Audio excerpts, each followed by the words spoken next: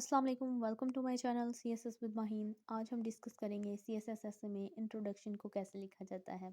इससे पिछली वीडियो में हमने आउटलाइन के बारे में डिस्कशन की थी और इस वीडियो में हम इंट्रोडक्शन को डिस्कस करेंगे और इससे नेक्स्ट वीडियो में हम कंक्लूजन को डिस्कस करेंगे। तो आउटलाइन, इंट्रोडक्शन और कंक्लूजन ही आपके ऐसे को पास करने का तयन करते हैं। अगर आपने इंट्रोडक्शन, आउटलाइन और कंक्लूजन के रूल्स को फॉलो किया हो, आपने अच्छे तरीके से लिखा हो, ठीक है, जो एफपीएससी ने रिक्वायरमेंट्स बताई हैं, तो ही आप ये ऐसे पास कर सकते हैं। ठीक है, अगर आपने जितने भी रूल्स बताए हैं एफपीएससी ने, ठीक है, उसके मुताबिक आप अपना इंट्रोडक्शन नहीं लिखते, अपनी आउटलाइन नहीं लिखते, कंक्लूजन नहीं लिखते, तो आप ऐसे नहीं पास कर सकते। ठीक है, तो ये इंग्लिश ऐसे ही है जो बहुत ही टफ माना जाता है और यही आपके पास या फेल होने का तयन करता है। तो ये वेरी इंपॉर्टेंट वीडियो है। तो आपने देखना है कि ऐसे का जो इंट्रोडक्शन है वो कैसे लिखना है। आउटलाइन के बाद जो मेन चीज़ है वो है इंट्रोडक्शन। तो देखते हैं इंट्रोडक्शन को कैसे लिखना है। इंट्रोडक्शन में सबसे पहली चीज़ है अटेंशन ग्रैबर। आपने 3 to 4 लाइंस ऐसी लिखनी है जो अ, उसको पढ़ने पे मजबूर करें, एग्जामिनर उसका दिल करे कि वो इसको आगे पढ़े, ठीक है, उसे अच्छा लगे पढ़ के। तो ये अटेंशन ग्रैबर है जो उसकी अटेंशन को ग्रैब करे, आई कैचिंग भी कह सकते हैं इसको।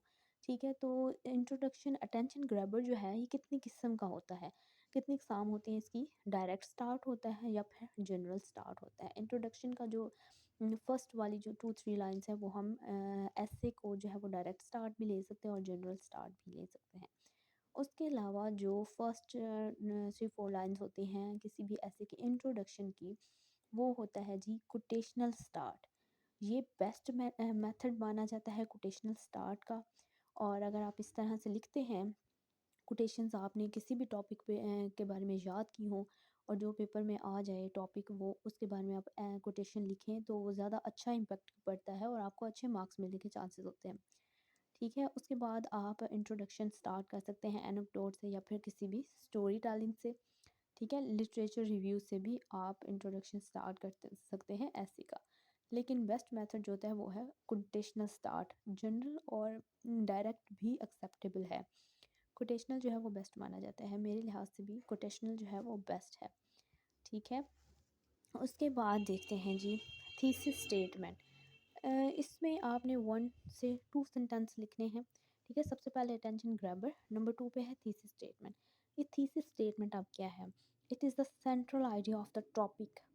ठीक है, या फिर हम यूँ कह सकते हैं it is a point which the writer want to prove.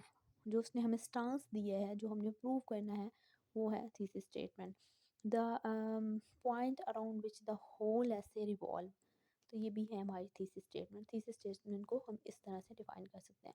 तो अब समझ आ गई कि थीसिस स्टेटमेंट क्या है। इसको 1 से 2 सेंटेंसेस में डिफाइन करना है थीसिस स्टेटमेंट को किसी भी टॉपिक को। तो थीसिस स्टेटमेंट के लिए सबसे ज़रूरी बात यह है कि आपने उस टॉपिक को समझना है कि वो क्या कह रहा है। इसमें एग्जामिनर क्या पूछ रहा है हमसे, ठीक है, हमने क्या चीज़ प्रूव करनी है।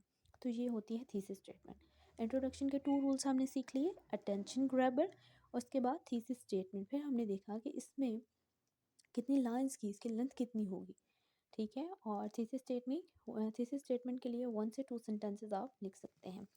ठीक है जी, उसके बाद बात करते हैं जी, हमारे पास है theme of the essay.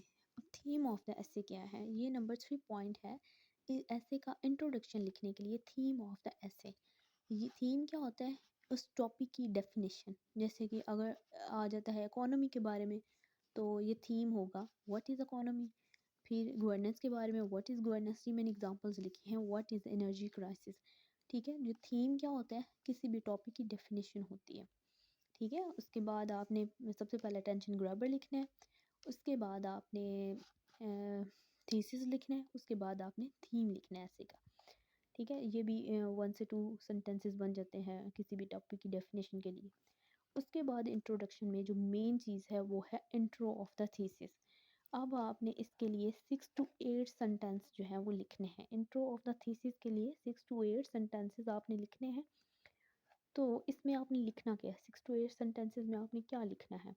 Importance of topic, जैसे कि हम ले लेते हैं इकोनॉमी, तो हम लिखेंगे इम्पोर्टेंस ऑफ इकोनॉमी, ठीक है? उसके बाद लिखेंगे रोल ऑफ टॉपिक, उस टॉपिक का रोल क्या है, जैसे कि इकोनॉमी आ जाता है तो हम लिखते हैं रोल ऑफ इकोनॉमी, ठीक है? उसके बाद लिखेंगे with special reference in our country, ठीक है जी? हम एग्जांपल लेते हैं इकोनॉमी की, तो हम लिखेंगे इकोनॉमी इन पाकिस्तान। तो इस तरह आपने 6 टू 8 सेंटेंसेस लिखने हैं जिसमें आप डिफाइन करेंगे importance of economy, role of economy, economy in Pakistan. तो ये हो गया जी हमारा इंट्रोडक्शन ऑफ थीसिस, ठीक है? उसके बाद इंट्रोडक्शन में हमने क्या लिखना है, ये हमने सारी चीज़ें देख ली कि इंट्रोडक्शन में क्या क्या चीज़ें लिखनी है। उसके बाद हम देखते हैं कि इंट्रोडक्शन के एक आइडियल इंट्रोडक्शन जो होता है वो कितनी लेंथ होती है। उसके हम 2 पैराग्राफ्स बना सकते हैं, चाहे तो 1 भी बना लें लेकिन 2 बना लें तो ज़्यादा अच्छे लगते हैं, ठीक है? An ideal introduction include 2 paragraphs. उसके बाद टोटल वर्ड्स अगर देखिए अप्रॉक्सिमेटली 250 वर्ड्स जो होते हैं इंट्रोडक्शन के लिए वो बेस्ट माने जाते हैं। 10-15 ज़्यादा भी हो सकते हैं, कम भी हो सकते हैं, लेकिन इससे ज़्यादा फ़र्क ना पड़े, ठीक है? 250 वर्ड्स जो हैं वो आइडियल माने जाते हैं इंट्रोडक्शन के लिए। तो ये थी हमारी इंट्रोडक्शन की वीडियो, वेरी इंपॉर्टेंट वीडियो है किसी भी ऐसे के टॉपिक के लिए। अगर आप पास करना चाहते हैं सीएसएस के ऐसे को, तो फिर आप चाहें इसको ज़रूर फॉलो